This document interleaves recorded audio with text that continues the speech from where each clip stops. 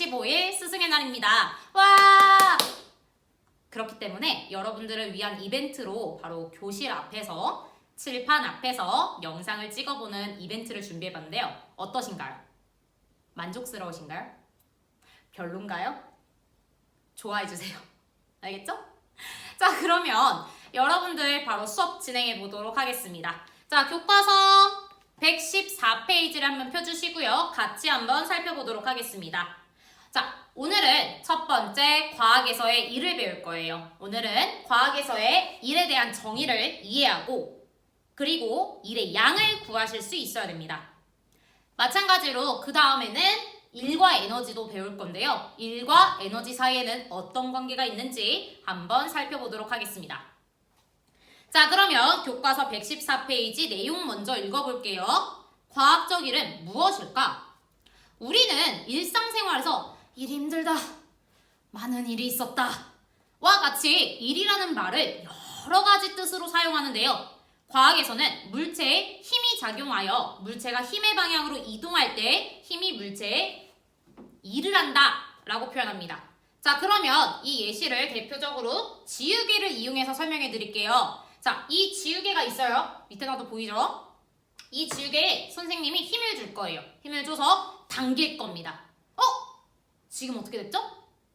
힘을 줘서 당겼는데 힘의 방향으로 지금 지우개가 당겨지고 있어요. 이동하고 있어요. 즉, 윤지영 선생님이 칠판 지우개에 힘을 작용하여 이 지우개에 일을 해주고 있는 거죠.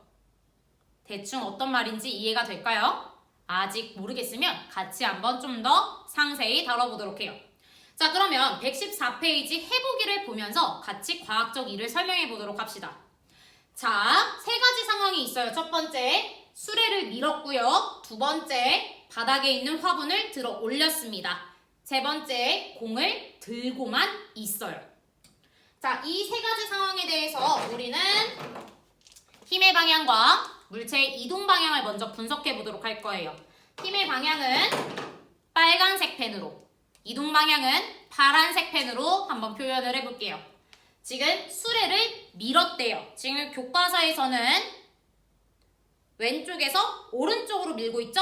따라서 왼쪽에서 오른쪽으로 왼쪽에서 오른쪽으로 힘을 주어서 밀고 있어요. 그랬더니 수레가 이동하였죠? 힘의 방향으로 같이 이동하였습니다. 따라서 수레는 사람이 힘을 줘서 밀었을 때 그 힘의 방향으로 이동하였다는 것을 알 수 있습니다. 나 한번 볼게요. 나는 바닥에 있는 화분을 들어 올렸다. 위쪽 방향으로 힘이 작용했겠죠? 그렇기 때문에 화분도 바닥에서 위로 이동하였다고 하여서 이동 방향 또한 위쪽입니다. 다와 같은 경우에는 사람이 지금 공을 들고 있어요. 자, 이렇게 들고 있어요. 그러면 선생님은 지금 이 아이패드를 들고 있기 때문에 힘을 준 걸까요? 안 준 걸까요? 준 거죠? 어디 쪽 방향으로 줬을까요? 위쪽 방향입니다. 그렇기 때문에 힘의 방향은 위쪽이에요. 그런데 가만히 들고만 있대요. 가만히 들고만 있대요. 그러면 이 공은 이동이 있을까요? 없을까요? 없죠? 따라서 이동 방향은 존재하지 않고 이동하지 않았구나 라는 것만 기억해 주시면 됩니다. 자, 그런데 우리가 과학에서의 일은 뭐라고 했었죠? 물체에 힘이 작용하여 힘의 방향으로 이동하였을 때 그 물체에 힘이 일을 해줬다라고 표현한다고 했죠? 따라서 가는 힘의 방향으로 이동했어요. 어이구, 과학적 일했네. 힘의 방향으로 이동했어요. 어이구, 나도 과학적 일했네. 힘의 방향으로 이동하지 않았어요. 아이고, 일을 못했어 라고 할 수 있는 거죠. 따라서 가와 나는 과학적으로 일을 했지만 다와 같은 경우에는 과학적 일을 하지 않았다. 혹은 이동이 0이기 때문에 과학적 일이 0이다 라고도 표현할 수 있습니다. 자, 그러면 이어서 같이 한번 교과서 내용을 살펴볼게요. 자, 수레를 밀었거나 화분을 들어 올리는 것은 과학적 일을 한 경우이다. 이때 일의 양은 그림과 같이 물체에 작용한 힘의 크기와 물체가 힘의 방향으로 이동한 거리의 곱으로 구한다. 라고 되어 있는데 얘들아 외워. 이거는 공식이라고 생각하시고요. 외우시는 게 좋습니다. 못 외우겠으면요. 반복해서 문제를 풀다 보면 이해가 되실 거예요. 일의 양을 구할 때는요.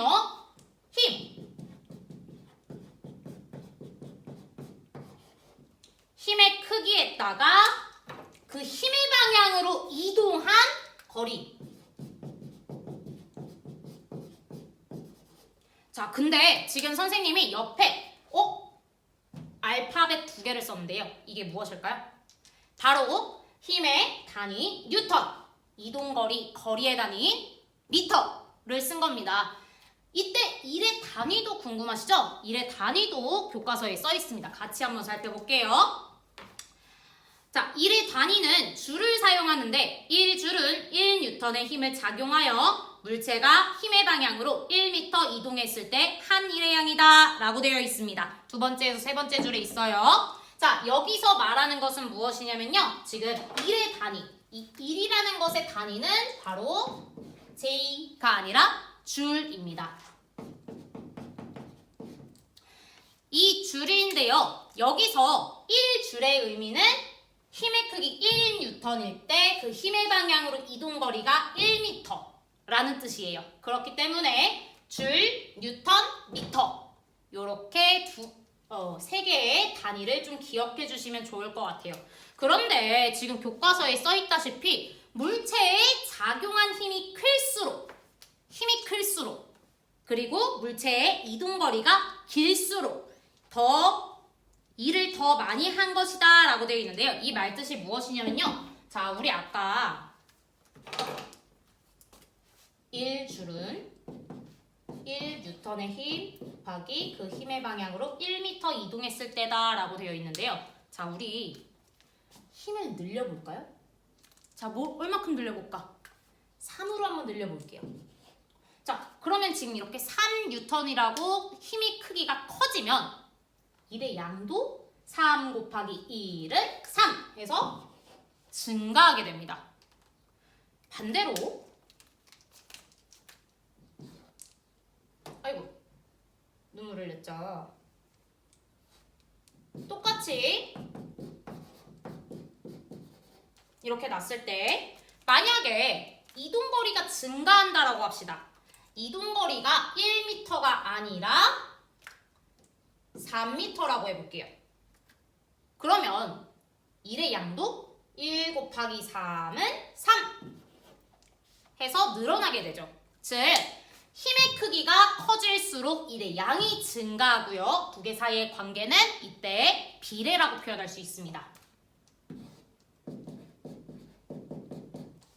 그 다음에 이동거리가 증가했을 때 1의 양이 증가합니다. 따라서 이 두 개의 관계 또한 비례라고 쓸 수 있겠죠. 정리하자면 힘의 크기가 커지거나 이동거리가 커지면 1의 양이 증가한다. 즉 힘의 크기와 1의 양은 서로 비례 관계이고 이동거리와 1의 양의 관계도 비례 관계입니다. 그렇기 때문에 힘이 커지던가 이동거리가 커지면 1의 양이 커진다라는 내용이 교과서에 서술되어 있는 거예요. 자, 그러면 두 가지의 예시로 다시 한번 1의 양을 분석해 보도록 할 건데요. 자, 그림 3-8. 자, 여기 똑같이 써 있는 거와 같습니다. 첫 번째 상황이에요. 물체를 위로 들어 올렸을 때는 중력에 대해 사람이 일을 해준 겁니다.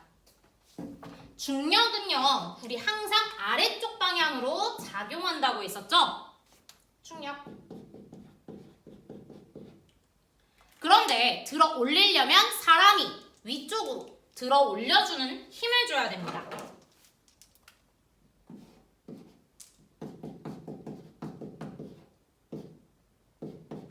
힘 대신 F라고 쓸게요. force. 그거의 약자예요. 자, 그러면 이 사람이 물체를 들어 올려주는 일을 해서 얘가 위쪽으로 들어 올려지게 됐습니다. 즉, 다시 표현하면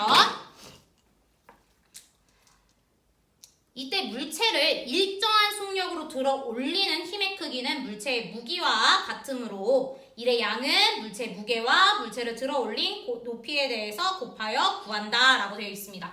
자, 여기 내용을 좀 더 상세하게 설명해 드릴게요.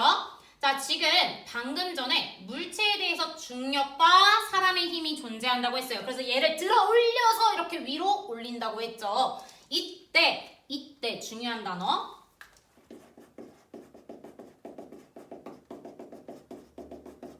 이게 뭘까요? 바로 등속 운동입니다. 일정한 속력이란 표현은 등속 운동을 한다고 했고, 우리 등속 운동을 한다는 뜻은요, 바로 R자 힘의 합력이 0N이어야 됩니다. 즉, 사람이 준 힘과 중력의 크기가 동일하다는 얘기죠. 이때 중력의 다른 표현은 바로 무게입니다. 물체의 무게. 자, 그러면 이 사람이 힘을 줘서 들어 올려서 일정한 속력으로 들어 올려서 여기만큼 높이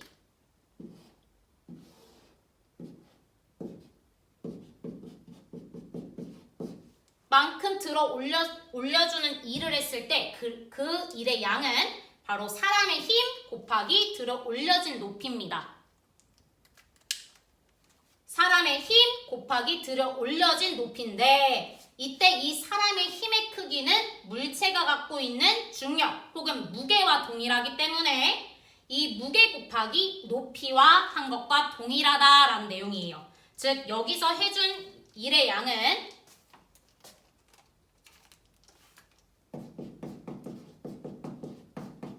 사람의 힘 곱하기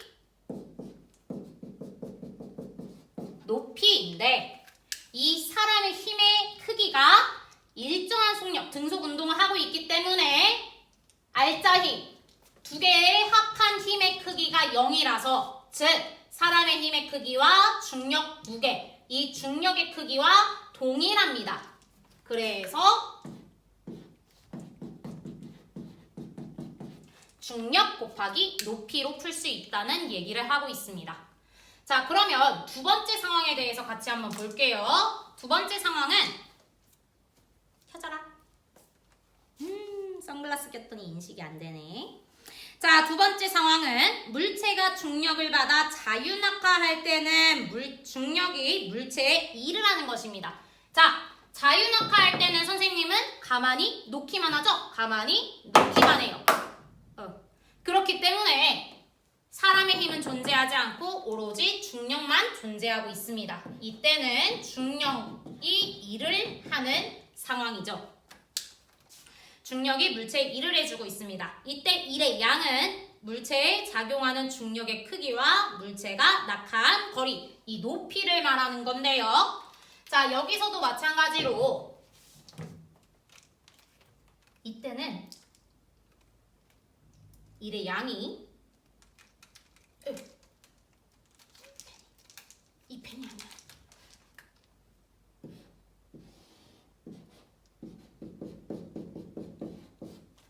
자, 이때는 마찬가지로 물체의 중력이 작용하여서 자유낙하하여 바닥까지 떨어졌을 때 그 높이만큼 중력이 작용하였고 그 중력이 작용하는 방향으로 이동하였죠. 그 이동거리를 곱해준 양이 바로 일의 양입니다. 다시 표현하면 중력 곱하기 높이라는 겁니다. 근데 여기서 안 궁금하시네요? 하나 이상한 거 없어요? 첫 번째 들어 올리는 경우와 두 번째 자유낙하하는 경우에 일의 양이 지금 동일합니다. 첫 번째 사람의 힘 곱하기 높이라고 했지만 이때 이 사람의 힘의 크기는 바로 중력의 크기와 동일하다고 했어요. 언제? 일정한 속력으로 들어 올렸을 때이기 때문에. 그렇기 때문에 중력 곱하기 높이로 표현할 수 있고요. 자유낙하하는 경우에도 중력 곱하기 높이로 일의 양이 계산됩니다.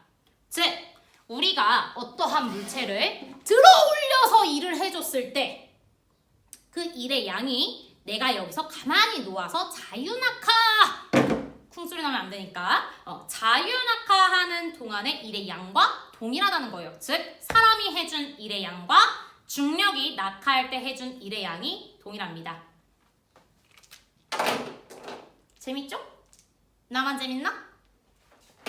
자, 그러면 여기서의 포인트 정리 한번 해보도록 할게요. 선생님 가려지고. 자, 첫 번째 우리가 오늘 기억해야 되는 거는요. 일의 양입니다. 일의 양 계산하실 수 있어야 돼요. 이 일의 양은요. 바로 힘의 크기 곱하기 이동거리 혹은 높이 뭐 등등 거리라고 생각하시면 됩니다. 따라서 일의 양은 힘 곱하기 거리라는 거 계산해 주시는 거 잊지 마시고요. 두 번째 일의 단위는 바로 줄입니다. 그리고 힘의 단위는 뉴턴이고요. 거리의 단위는 미터라는 거예요. 여러분들이 가장 많이 실수하는 이유 중에 하나는 힘의 단위는 뉴턴으로 똑같이 나와요. 하지만 거리의 단위 계산을 잘 못하셔서 틀리는 경우가 굉장히 많습니다. 따라서 일의 양 단위는 뉴턴 곱하기 미터라는 것을 꼭 기억해 주시기 바랍니다. 자, 교과서에 이어서 활동지를 같이 한번 풀어볼 건데요. 자, 활동지는 10페이지 오늘 올려준 거 첫 번째를 보시면 됩니다. 개념 먼저 같이 한번 복습해 볼게요. 과학적 일의 정의. 물체에 힘이 작용하여 물체가 그 힘의 방향으로 이동할 때 힘이 물체 일을 한다라고 표현합니다. 과학에서의 일은요, 물체에 힘이 작용하여 에너지가 전달되는 과정을 말합니다. 자, 그럴 때 힘이 뭔지 에너지가 무엇인지 기억이 잘 안 나는 친구들은 우측에 보면은 다 설명이 나와 있어요. 힘에 대한 정의, 에너지에 대한 정의. 그거 한번 읽어주세요. 자, 그리고 우리가 배웠던 거는 오늘 배웠던 과학적 일의 양을 계산하는 것을 배웠었어요. 물체에 작용하는 힘의 크기와 물체가 힘의 방향으로 이동한 거리의 곱을 표현하는 건데, 즉 공식으로 나타내면 1은 힘 곱하기 이동거리라고 했었습니다. 자, 근데 선생님이 여기에 지금 되게 노랗게 표현해 놓은 것들이 있죠? 이것은 바로 기호입니다. 일은요, work라고 표현해서 약자로 W라고도 쓰고요. 힘은요, force여서 F라고 쓰고 이동거리는 shifting distance라고 해서 S라고 씁니다. 그렇기 때문에 선생님이 중간에 간략한 약자들을 쓰면은요, 이것들이 바로 힘이구나, 일이구나, 이동거리구나 라는 것을 기억해주면 좀 더 좋을 것 같아요. 외우지 않으셔도 됩니다. 우리는 다 한글로 배울 거긴 하지만 칠판에 쓴 판서가 궁금하다 하면은 되도록이면 이쪽 이렇게 약자를 보면 되는데요. 선생님 저는 이거 못 외우겠어요 라고 할 것 같았어. 그렇기 때문에 오른쪽에 보면은 다 써놨습니다. 기호를 정리해놨는데요. 얘네는 기억하면 좋고요. 못 외우면 괜찮아요. 외울 필요 없어요. 알겠죠? 자, 그러면 바로 일의 양을 같이 한번 풀어보도록 할게요. 펜이 여기 있네. 자, 그러면 같은 거리를 이동할 때 힘의 크기가 커지면 일의 양은, 자, 힘이 커지면 일의 양은 증가하겠죠? 우리 힘이 커지면 일이 증가하는 바로 비례관계가 있다 그랬고요. 그 다음에 이동거리가 커지면 마찬가지로 일의 양도 커지겠죠? 그렇기 때문에 두 개의 관계 또한 비례관계다라고 지난 시간에 정리를 했었습니다. 따라서 증가한다 비례라고 하시면 되겠죠. 자, 이때 일의 단위가 중요한데요. 일의 단위는 일은 줄로 표현한다고 했었어요. 이때 이 줄을 나타내는 힘의 크기의 단위는 뉴턴이고요. 이동거리의 단위는 센티미터가 아닌 미터라고 했었습니다. 센티미터가 나오는 경우에는 미터로 반드시 단위 변환하신 다음에 일의 양을 계산해 주셔야 됩니다. 얘가 정해진 거라는 거 잊지 마세요. 자, 그러면 두 가지 케이스에 대해서 일의 양을 다시 분석을 해볼 건데요. 제일 많이 나오는 것이 바로 중력과 마찰력입니다. 중력에 대해 한 일, 누가 한 걸까요, 이거는? 바로 사람이 한 거죠. 중력에 대해 사람이, 마찰력에 대해 사람이 한 일의 양을 구하는 연습을 한번 해보도록 할게요. 자, 그러면 첫 번째, 중력에 대한 일을 보도록 할 건데요. 어떠한 물체가 있어요. 이 물체를 사람이 힘을 작용해서 힘의 방향으로 들어 올릴 겁니다. 이때 중력에 대해 사람이 한 일의 양을 구하기 전에 이 사람의 한 힘은 어떻게 측정할 수 있을까요? 그렇기 때문에 이 물체는 지금 등속 운동으로 움직입니다. 라는 조건을 꼭 확인하셔야 돼요. 그러면 등속 운동이라고 안 되어 있으면 힘의 크기는 측정할 수 없기 때문에 여러분들이 반드시 문제 푸는 것들은 다 등속 운동이라고 나올 거예요. 자, 등속 운동일 때는 일정한 빠르기로 움직일 때는 힘의 합력이라고 표현해 볼게요. 0N이 나와야 됩니다. 따라서 사람의 힘의 크기와 중력의 크기는 동일해야 된다고 했었죠? 이때 중력은요, 다르게 표현하면 무게, 웨이트가 되고요. 이 중력의 크기를 구하는 것은 9.8 곱하기 질량으로도 표현할 수 있다고 했었어요. 자, 그러면 등속 운동을 하기 때문에 사람의 힘의 크기와 중력의 크기는 동일하다고 했었어요. 그러면은 사람의 크기 옆에다가 중력 혹은 무게라고 써주시고요. 밑에 중력에 대해 사람이 한 일의 양을 구하는 걸 해보도록 할게요. 사람이 한 일에 대해서 우리가 구하려면은 힘의 크기는 바로 사람의 힘입니다. 그리고 그거에 곱하기 얼만큼 이동했어요? 바로 높이 h만큼 이동했었죠. 자, 그러면 이때 이 사람의 힘의 크기는 일정한 빠르기로 움직였기 때문에 중력 혹은 무게와 동일하다고 했습니다. 하나 더 써야지.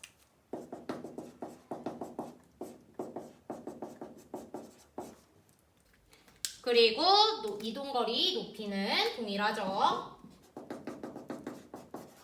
자, 이걸 계산해 보면은요, 우리는 어떻게 결론이 나올 수 있어요?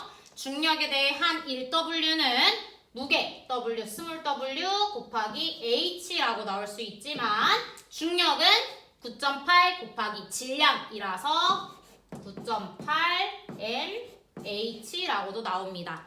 왜 이렇게 선생님이 어렵게 기호를 써서 표현하는지는 다음 시간 공부를 하다 보면 좀 알 수 있는데요. 바로 다음번에는요, 중력에 대한 위치 에너지를 배울 때 여기서 나왔던 기호들이 다시 한번 나오게 됩니다. 그렇기 때문에 여러분들에게 좀 부담스러울 수 있어도 되도록이면 기호로 알려주는 거예요.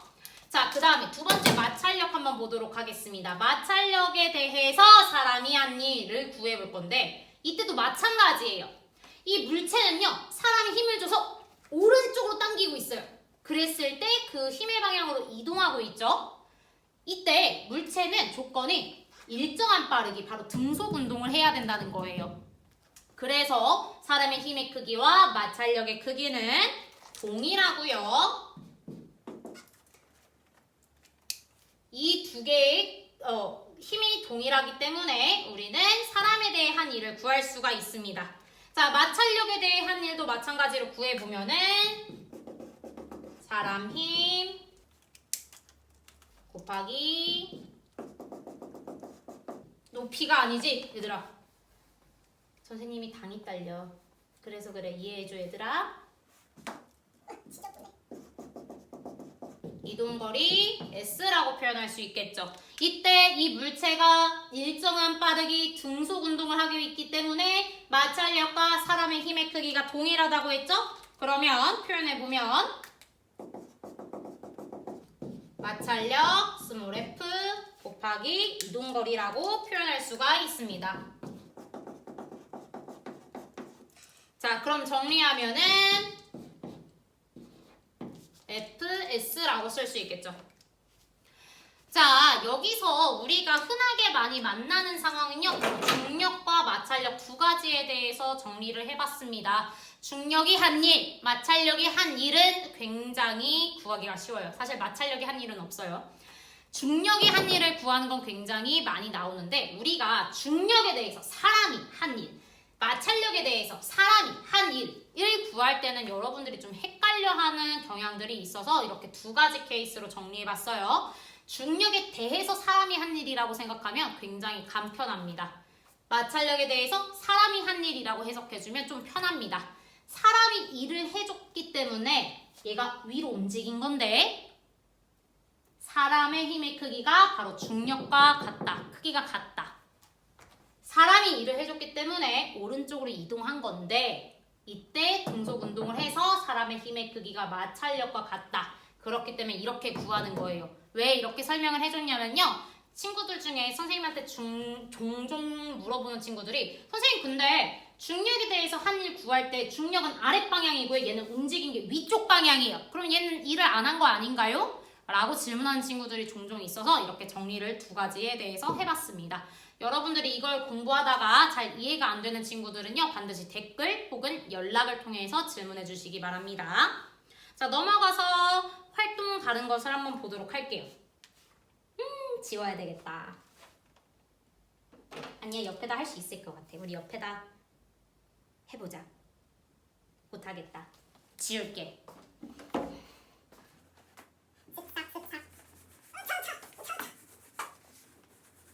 얘들아 니네가 없으니까 쌤이 힘이 안 나. 코로나가 끝나야 우리 애기들을 볼 텐데.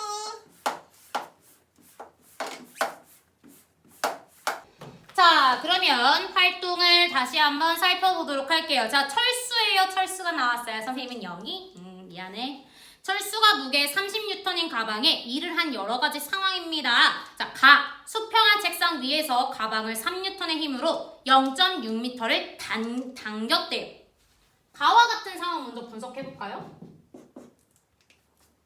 가에서는요, 지금 철수가 가방을, 여기 있죠, 철수가 가방을 당겼대요. 철수가 가방을 당겼대요. 얼마의 힘으로? 3N의 힘으로요. 그랬을 때 가방이 힘의 방향으로 당겨왔대요. 얼마큼요? 0.6m만큼요. 자, 그 다음에 나와 같은 상황을 한번 볼게요. 나는요, 이번에 철수가 가방을 맸대요. 가방을 맨 상태에서 위로 올라갔다고 합니다. 올라가고. 으아! 그만해야 되겠다. 위로 올라갔대요. 미안. 위로 올라갔대요. 그렇기 때문에 가방을 메고 있죠? 가방은 아래로 떨어질까봐 위로, 우리 어깨 힘으로 위로 받쳐주고 있죠. 위로 힘을 주고 있는 거예요. 그렇기 때문에 힘의 방향은 위쪽 방향이고요. 이때 우리는 가만히 메고 있고 얘를 계속 더 주는 게 아니기 때문에 일정한 속력으로 위로 올라가고 있어서 얘는 가방의 무게인 30N만큼 힘을 주고 있는 상황입니다. 그 다음에 얘가 계단을 1m만큼 올라갔대요. 그렇기 때문에 높이는 1m예요. 의자 위에 올라가려다가 갑자기 정신도 같이 나간 것 같아. 조금 말 더듬어도 이해해줘 얘들아. 다 너희가 없어서 그래 교실에. 자, 다와 같은 상황은요. 문틈에 낀 가방을 당기는데 움직이지 않았대요. 지금 문틈에 가방이 낀 거야. 하고 하는데 힘을 아무리 줬죠. 힘 겁나 많이 줬어요. 문틈에 가방에 이쪽 방향이구나. 힘을 졸라 많이 줬어요. 엄청 많이 줬어요. 미안. 그런데 가방은 움직이지 않았어요. 즉 이동하지 않았어요. 그 다음에 라와 같은 상황에서는 수평한 길을 60m 걸어갔어요. 가방을 맨 상태에서 그냥 걸어간 거예요. 지금 가방을 맨 상태에서는요. 힘의 방향이 어디 쪽으로? 위쪽으로 주고 있다고 했죠. 그렇기 때문에 힘의 방향은 위쪽으로 30N만큼 주고 있는데 이때 걸어간대요. 위로 수평하게. 위로 수평하게. 바로 수평하게죠. 따라서 이동 방향은 힘을 준 방향과 바로 수직한 방향으로 이동을 합니다. 60m나. 자, 그러면 이 네 가지 상황 속에서 과학적으로 일을 한 경우는 어떤 경우일까요? 과학적으로 일을 한 경우는요, 바로 힘의 방향으로 이동하는 두 가지 가와 나입니다. 나머지의 경우는요, 과학적으로 일을 하지 않았습니다. 이때 이동거리가 0m이기 때문에 과학적 일의 크기는 0이고요. 힘의 방향으로 이동하지 않았기 때문에 과학적 일의 크기는 0줄입니다. 과학적으로 일이 0인 케이스는요, 오른쪽에 세 가지 케이스로 정리를 좀 해두었는데요. 첫 번째, 물체의 이동거리가 0인 경우.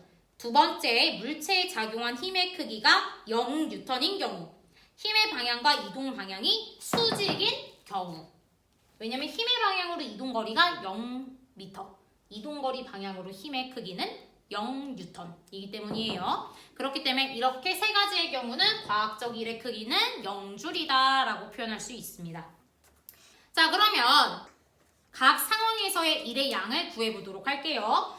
다와 나는 지금 0줄이라고 했는데요. 가와 나의 경우를 한번 계산해 볼게요. 가의 경우에는요, 일의 양은 힘 곱하기 이동거리라고 했으니까 3N 곱하기 0.6m에서 계산하면 1.8줄이 나오죠. 단위 잊지 마세요. 자, 그 다음에 나와 같은 경우에는 30N 곱하기 1m 해가지고 30줄이 나오게 됩니다. 자, 이렇게 일의 양을 계산하실 수 있어야 돼요. 알겠죠? 자, 두 번째, 활동 두 번째를 한번 보도록 할게요. 중력에 대해 한 일과 중력이 한 일을 구하시오 라고 되어 있어요. 자, 아까 했던 상황이죠? 같이 한번 볼게요. 지영이는 물 무게가 20N인 물체를 일정한 속력으로 2m의 높이까지 들어 올렸다. 이때 지영이가 중력에 대해 한 일을 구하시오 라고 되어 있습니다. 자, 이런 상황이에요. 자, 그러면 우리 아까 했던 것대로 보면은 여기다 풀어보면 되겠다. 지영이가 물체에 해준 일을 구하는 거죠. 중력에 대하여. 즉, 물체가 있으면 지영이가 힘을 줬고요. 아래쪽 방향으로 중력이 작용하는데 이때 이 물체는 일정한 빠르기, 등속 운동을 하고 있기 때문에 지영이의 힘의 크기와 중력의 힘의 크기는 동일한 상황입니다. 따라서 일의 양을 구할 때는 지영이의 힘 곱하기 이동거리, 높이를 곱해줘야 되는데 지영이의 크기는 바로 중력과 동일하기 때문에 중력, 다른 말로는 무게죠. 무게가 몇 뉴턴이래요? 20뉴턴이래요. 따라서 지영이의 힘 대신 20뉴턴을 쓸 수 있고요. 그 다음에 높이는 또 눈물 흘렸네? 다 너희가 없어서 그래. 자, 높이는 2m만큼 올라가게 됩니다. 따라서 계산하면 얼마 나오나요? 20 곱하기 2는 40, 단위는 줄입니다. 자, 이렇게 그러면 첫 번째 문제를 풀어봤고요. 두 번째예요. 이번에는 지영이가 들어 올렸는데 이거를 공중에서 가만히 놓았대요. 그래서 자유낙하 시켰을 때 이 물체의 중력이 해준 일을 구하는 것입니다. 자, 그러면 두 번째 상황은요. 물체에는요, 중력 하나만 작용하겠죠? 그렇기 때문에 해준 일 또한 중력 혹은 다른 표현으로는 무게죠. 무게 곱하기 떨어진 높이로 계산할 수 있어요. 떨어진 높이는 2m 들어 올렸기 때문에 마찬가지로 2m입니다. 계산하면은 물체의 무게인 20N 곱하기 물체의 떨어진 높이인 2m를 곱해주면은 계산하면 얘도 40줄이 나오게 됩니다. 자, 이렇게 우리가 과학적 일에 대해서 공부를 해봤는데요. 이 일의 개념을 조금 이해하셨나요? 그 다음에 과학적 일의 양을 계산하실 수 있어야 됩니다. 지금 계속 중력에 대해서 상황을 좀 다뤘는데 중력이 아닌 경우도 다뤄봤습니다. 이 중력이 아닌 경우와 중력에 대해서도 다뤄봤으니 요 어떤 케이스가 나오더라도 여러분들이 다 푸실 수 있으셔야 합니다. 알겠죠? 믿는다. 자, 그러면 일과 에너지에 대해서 같이 한번 살펴보도록 하겠습니다. 다시 또 지워야지. 지우고 올게. 자, 다 지우고 돌아왔습니다. 두 번째, 일과 에너지 관계까지 한번 같이 살펴볼 건데요. 이번에 배우는 내용은 좀 짧기 때문에 교과서에 있는 내용을 잠깐 읽어보고 바로 활동지에 가서 설명해 드리도록 할게요. 자, 지금 보면은 교과서 116페이지를 펴주시면 되겠고요. 같이 한번 읽어보도록 하겠습니다. 일과 에너지는 어떤 관계가 있을까? 높은 곳에 있는 물은 물레방아를 돌리는 일을 할 수 있고 바람은 돛담배를 미는 일을 할 수 있다. 이와 같이 높은 곳에 있는 물체나 움직이는 물체는 일을 할 수 있는 능력이 있는데 일을 할 수 있는 능력을 바로 에너지라고 합니다. 자, 그럼 바로 활동지 넘어가도록 할게요. 자, 활동지 12페이지를 보면은요, 개념, 에너지의 의미 먼저 살펴보도록 하겠습니다. 에너지라는 것은요, 에너지이라고도 씁니다. 그래서 에너지는 바로 일을 할 수 있는 능력을 말하는 거예요. 그렇기 때문에 이 에너지의 크기는 바로 일을 할 수 있는 능력의 양, 즉 일의 양과 동일하다는 것을 알 수 있습니다. 자, 이 내용에 대해서는 조금 더 설명해 드릴게요. 자, 이때 일의 양이나 이 에너지나 똑같기 때문에 이 일의 단위인 바로 줄을 에너지의 단위로도 쓸 수 있는 거예요. 그리고 에너지의 종류는요, 우리 초등학교 때 배웠지만 운동에너지, 위치에너지, 빛에너지, 열에너지, 전기에너지, 화학에너지, 소리에너지 등등 엄청 많은 여러 가지 형태로 존재하면서 한 형태에서 다른 형태로도 바뀌게 됩니다. 대표적으로 요 위에 선생님 위에 있는 요 형광등이 있는데요. 이 형광등은 바로 전기에너지를 빛에너지와 열에너지로 바꿔주는 거예요. 그렇기 때문에 이 세상에 있는 에너지는 단순히 일을 해주는 능력뿐만 아니라 다양한 형태의 에너지로 모양이 바뀌어서 존재할 수 있다는 것을 기억해 주시면 됩니다. 뒤에 가서 배울 거야. 자, 이 에너지의 측정 방법은 빛에너지다! 측정해봐! 라고 할 수 없겠죠? 그렇기 때문에 바로 일을 할 수 있는 능력임을 이용하여서 바로 일의 크기를 측정하여서 에너지의 크기도 측정하는 법입니다. 그래서 여러분들이 집에서 쓰고 있는 그 모든 가전제품은 에너지 자체의 크기를 측정하기보다는 주로 일을 한 것의 크기를 측정되어서 에너지의 크기가 카운팅된다고도 생각하시면 좀 편할 것 같아요. 자, 그러면 일과 에너지의 관계를 먼저 한번 살펴볼게요. 첫 번째, 바람이 풍력발전기에 날개를 돌리는 거예요. 자, 지금 바람이 힘을 줘서 풍력발전기에 날개를 돌리는 거예요. 자, 날개가 돌아가요. 그럼 무슨 에너지에 해당할까요? 바로 운동에너지죠. 그렇기 때문에 바람이 일을 해줘서 운동에너지가 생겼구나 라는 것을 알 수 있죠. 그와 같은 방법으로 나를 보면은요, 온도계를 헝겊에 내고 문질러요. 자, 이렇게 문지르면 뭐가 느껴지지 얘들아? 따뜻해요. 그렇기 때문에 바로 열 에너지가 생기는 것을 알 수 있습니다. 즉, 문지르는 일을 해줘서 헝겊에 열 에너지가 생기는 것을 알 수 있죠. 일을 해줘서 에너지가 생겼습니다. 그 다음에 태엽 장난감에 태엽을 감아요. 우리 태엽을 감아주는 일을 하는 거죠. 힘을 줘서 힘의 방향으로 일을 해줬잖아요. 이동했잖아요. 따라서 이 일의 크기가 태엽 장난감에 움직이는 운동에너지로 바뀐다는 것을 알 수 있습니다.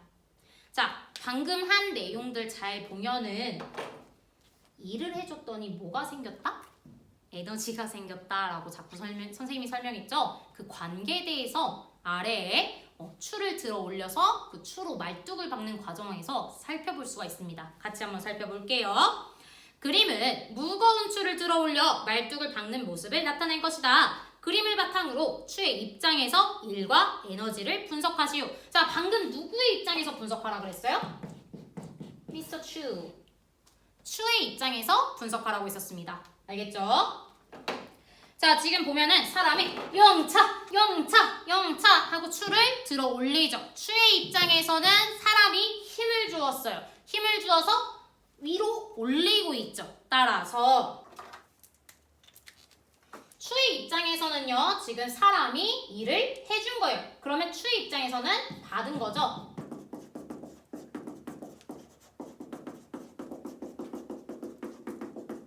들어 올려지는 일을 추의 입장에서는 받은 거고요. 사람은 해주었어요. 사람이 추에게 해준 걸 추는 받은 거예요. 이거 말 표현 헷갈려 하시면 안 됩니다. 그랬더니 추는요, 높은 곳에 위치해 있어요. 영차, 영차 하고 땡겼더니 높은 곳에 위치해 있네요. 이거 무슨 에너지라고 했었어요? 바로 위치 에너지입니다. 즉, 추는요, 바닥 상태에 있다가 위로 올라갔기 때문에 위치 에너지가 증가합니다. 그 다음에 두 번째 상황. 열심히 올라간 추를 나는 씨를 빵 하고 놓았대요. 그러면 추가 슉 하고 내려가다가 아래쪽에 뭐가 있어요? 바로 말뚝이 있어요. 그렇기 때문에 말뚝이랑 꽝 하고 부딪히게 되는 거죠. 그러면 이 말뚝은 볼록하고 올라와 있던 게 박아지는, 땅속에 들어가는 그런 운동을 해주게 됩니다.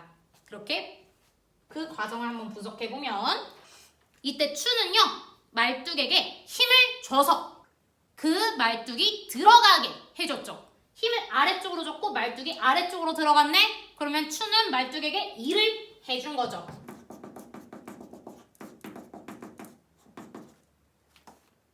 말뚝을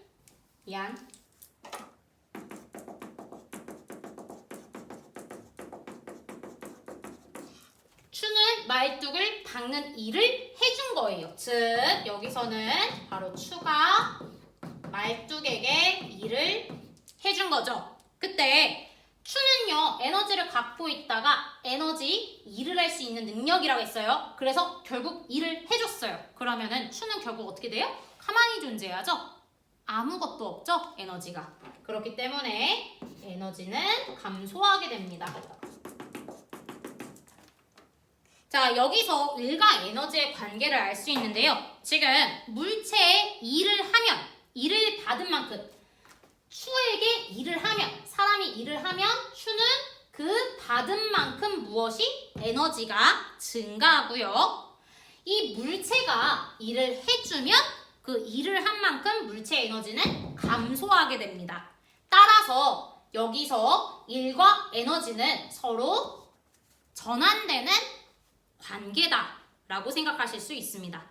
즉, 일을 받으면 물체 에너지는 증가하고 일을 해주면 물체 에너지는 감소한다 라고 생각하시면 될 것 같아요. 일과 에너지는 전환된다. 이렇게 정리할 수 있습니다. 자, 우리 지금까지 과학적 일과 에너지 두 가지에 대해서 배웠었는데요. 오늘의 포인트 정리하면은 일의 양 계산하실 수 있어야 되고, 그때 일의 단위 조심하셔야 되고요. 세 번째로는 바로 일과 에너지는 서로 전환된다라는 것을 기억해 주시면 됩니다.